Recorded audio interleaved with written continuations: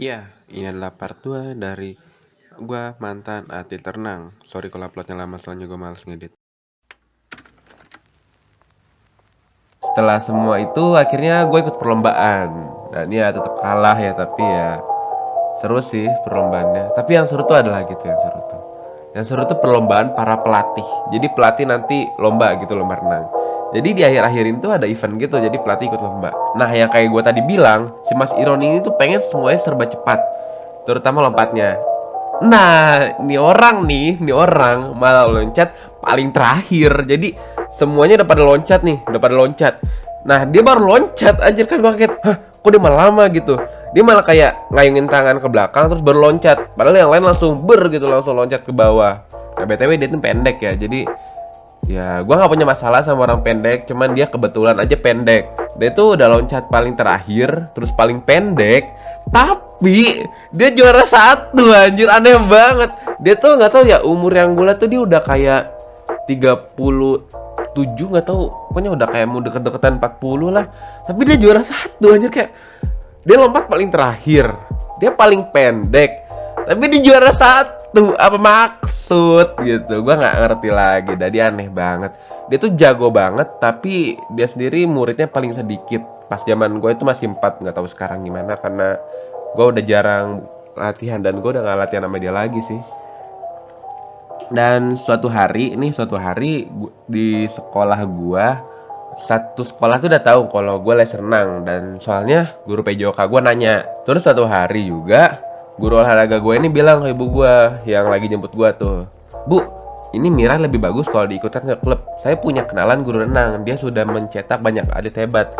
Sama gue bilang iya kan, soalnya tempat renang gue waktu itu yang pelatihnya Mas Iron ini tuh klubnya itu kurang terkenal. Padahal dia setiap event lomba tuh dia selalu menang gitu. Yang event yang lomba pelatihnya tuh dia selalu menang gitu. Dia selalu juara satu, anjir, aneh banget ya tahu.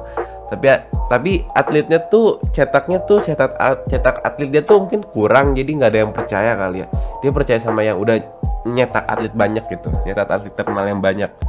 Nah, oh iya, sebelum guru olahraga gue bilang gitu tuh, gue udah 2 kali pindah klub ya. Jadi yang pertama itu gue sama Mas Ironi, terus entah kenapa Mas Ironi itu nggak mau ngajarin gue lagi.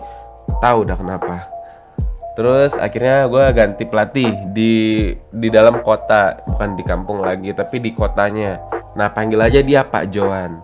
Pak Johan ini menurut gue pelatihnya tuh setengah-setengah ya. Dia tuh muridnya banyak banget, tapi dia jarang ngecetak atlet hebat dari klubnya. Nggak tahu sih kenapa. Kayak yang di klub gue yang sekarang, maksudnya yang klub terakhir gue join itu, dia nggak terlalu banyak, tapi dia cetak atletnya banyak. Tapi beda sama Pak Johan. Pak Johan ini tuh muridnya banyak, tapi dia jarang ngecetak atlet hebat. Kayak, oh, dia dipercaya gitu, nggak tahu juga sih. Gue nggak tahu kenapa gue masukin gue ke situ. Padahal ada alasan yang baru gue kasih tahu tadi. Nah, akhirnya gue masuk kan ke situ. Hari ke-1, hari kedua, gue masih aman lah. Nah, hari ketiga nih udah mulai bermasalah gue. Jadi waktu itu ada anak yang ngeselin banget, gila banget. Gue lupa dia ngapain ke gue, tapi gue nggak ngapa-ngapain ke dia. Jadi nggak tahu kenapa, jadi kayak gue lupa dia ngapain ke gue, dan gue nggak ngapa-ngapain dia. Tuh tiba-tiba dia nggak tahu lah nendang gue atau apa, nggak tahu, atau dia ngejek-ngejek gue, nggak tahu juga ya. Terus pas lagi renang, gue tendang aja kan badannya. Ya namanya juga anak kecil ya, emosinya masih belum stabil. Terus abis itu dia nangis kan, dia nangis.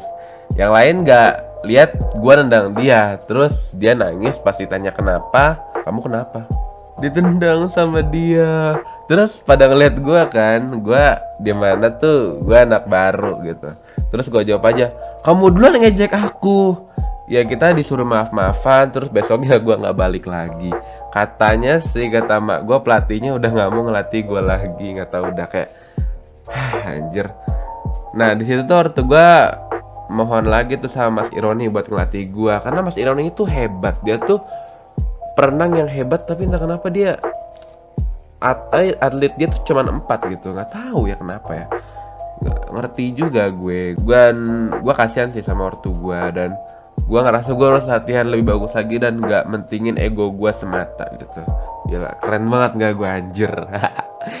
Gue kan sekolahnya siang ya pas SD. Jadi gue punya waktu dari jam 7 sampai jam 12. Nah, gue setiap hari tuh bangun jam 6 dan renang jam 7 sampai jam 10 atau jam 9 gitu, gue lupa. Ini tuh setiap hari ya. Jadi gue privat dan berlangsung 1 tahun. Sampai akhirnya guru olahraga gue bilang gitu. Akhirnya gue dipindahin ke klub yang besar. Panggil aja pelatih ini Pak Yumi The Pig. Anjir, gue nggak tahu harus namain apa. Gue ambil nama dari itu aja, dari video. Jadi gue asal ngasih nama, maaf ya. Ini klub adalah awal nightmare di karir renang gue.